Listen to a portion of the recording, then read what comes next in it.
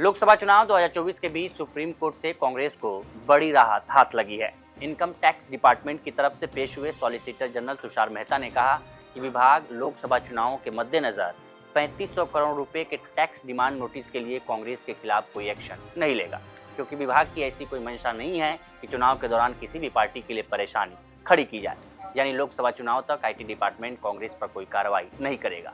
लेकिन सवाल है कि आईटी डिपार्टमेंट ने कांग्रेस के जो 4 खाते फ्रीज किए हैं उसे दोबारा खोला जाएगा या नहीं। साथ ही कांग्रेस के खाते से डिपार्टमेंट ने जो 130 करोड़ रुपए की वसूली की है उसे देगी या नहीं। इस संबंध में कोई स्पष्ट जानकारी निकलकर सामने नहीं आई है। अगर इसकी जानकारी हमारे पास आती है तो हम निश्चित रूप से आपको उपलब्ध कराएंगे। लेकिन सुप्रीम कोर्ट में आज जो हुआ उसके बारे में जान लेते हैं। दरअसल कांग्रेस ने आईटी डिपार्टमेंट की तरफ से 3500 करोड़ रुपए के टैक्स डिमांड के खिलाफ सुप्रीम कोर्ट में याचिका डाली थी। कांग्रेस की इस याचिका पर जस्टिस वीवी नागरत्ना और एजी मसीही की बेंच ने सुनवाई की। इनकम टैक्स डिपार्टमेंट की तरफ से पेश हुए भारत के सॉलिसिटर जनरल तुषार मेहता ने कोर्ट में कहा कि हमने 1700 करोड़ रुपए का नोटिस कांग्रेस को भेजा है। इस दौरान इनकम टैक्स ने कोर्ट को भरोसा दिया कि अभी चुनाव का समय चल रहा है, लिहाजा हम इन पैसों की रिकवरी को लेकर कोई कार्रवाई नहीं करेंगे। साथ ही उन्होंने कहा कि वर्तमान अपील में मुद्दा कांग्रेस पार्टी को जारी किए गए हालिया कर नोटिस से संबंधित नहीं था, फिर भी चुनावों को देखते हुए विभाग कोई कठोर कदम नहीं उठाएगा। बता दें, सुप्रीम कोर्ट दिल्ली उच्च न्यायालय के साल 2016 के फैसले के खिलाफ 2018 में कांग्रेस पार्टी द्वारा दायर एक नागरिक अपील पर सुनवाई कर रही थी। अपील में पार्टी ने मार्च में आयकर विभाग द्वारा जारी हालिया डिमांड नोटिस और उच्च न्यायालय के निष्कर्षों पर रोक लगाने की मांग करते हुए एक अंतरिम आवेदन दायर किया था। एसजी ने आगे कहा कि अपेक्षित फैसला 2016 का है। जब तक मामले की सुनवाई नहीं हो जाती हम वसूली यानी जबरदस्ती कदम नहीं उठाएंगे, क्योंकि चुनाव चल रहा है। कृपया मामले की सुनवाई जुलाई के दूसरे सप्ताह में टाली जाए। इस पर कोर्ट ने पूछा कि क्या आपने जो डिमांड की है उसे स्थगित कर रहे हैं। एसजी ने आगे कहा कि हम बस ये कह रहे हैं कि सुनवाई तक कोई कार्रवाई नहीं करेंगे। मामले की सुनवाई जून के दूसरे हफ्ते में की जाए। इसके बाद कोर्ट ने अपने आदेश में कहा कि इन अपीलों में जो मुद्दे उठे हैं उन पर अभी फैसला सुनाया जाना बाकी है, लेकिन मौजूदा स्थिति को ध्यान में रखते हुए विभाग मामले को तूल नहीं देना चाहता, क्योंकि लगभग 3500 करोड़ की मांग पर विभाग द्वारा कोई भी कठोर कदम नहीं उठाया जाएगा। मामले को अगली सुनवाई 24 जुलाई 2024 को सूचीबद्ध की जाती है। कांग्रेस की तरफ से वरिष्ठ वकील डॉक्टर अभिषेक मनु सिंघवी और विवेक तनखा ने अपनी बात रखी थी। कांग्रेस पार्टी ने आज सुप्रीम कोर्ट के सामने जो रिलीफ हासिल की है उसका ये एक प्रमाण है। हम आईटीएटी से लेकर हाई कोर्ट तक अपनी पिटिशंस को बहस करते गए। हम उनको बताते गए कि जो एक्शन हमारे अगेंस्ट है वो गलत है, इलीगल है।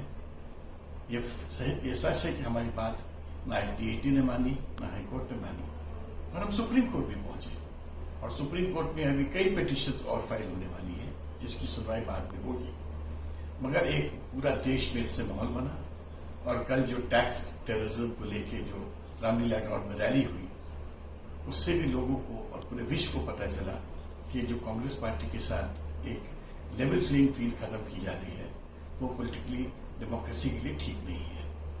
आज मेरे को बड़ी खुशी हुई कि सुप्रीम कोर्ट के सामने स्टेटमेंट दिया गया कि 24 जुलाई तक कोई एक्शन नहीं होगा पूरे 3500 करोड़ की डिमांड्स को लेके।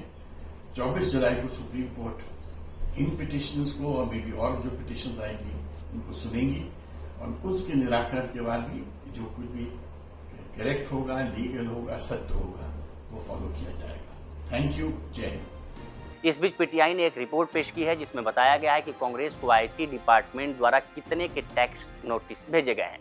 पीटीआई के मुताबिक 2014-15 के लिए 663 करोड़ रुपए, 2015-16 के लिए 664 करोड़ रुपए और 2016-17 के लिए 417 करोड़ रुपए का टैक्स डिमांड नोटिस कांग्रेस को भेजा गया है।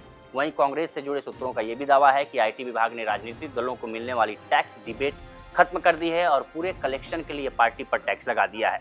रिपोर्ट्स में यह भी कहा गया है कि जांच एजेंसी ने छापे में कांग्रेसी नेताओं से जब्त डायरियों की थर्ड पार्टी को लेकर हुए एंट्रीज पर भी टैक्स लगाया है।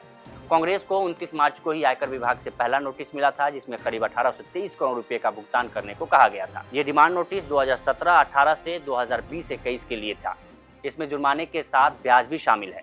टैक्स डिपार्टमेंट के अधिकारियों ने पिछले साल से जुड़ी टैक्स डिमांड के लिए पार्टी के खातों से 135 करोड़ रुपए पहले ही वसूल कर लिए हैं। 30 मार्च को कांग्रेस के सीनियर नेता और वकील विवेक तनखा ने एक्स पर अपनी पोस्ट में लिखा था कि पागलपन की पराकाष्ठा है।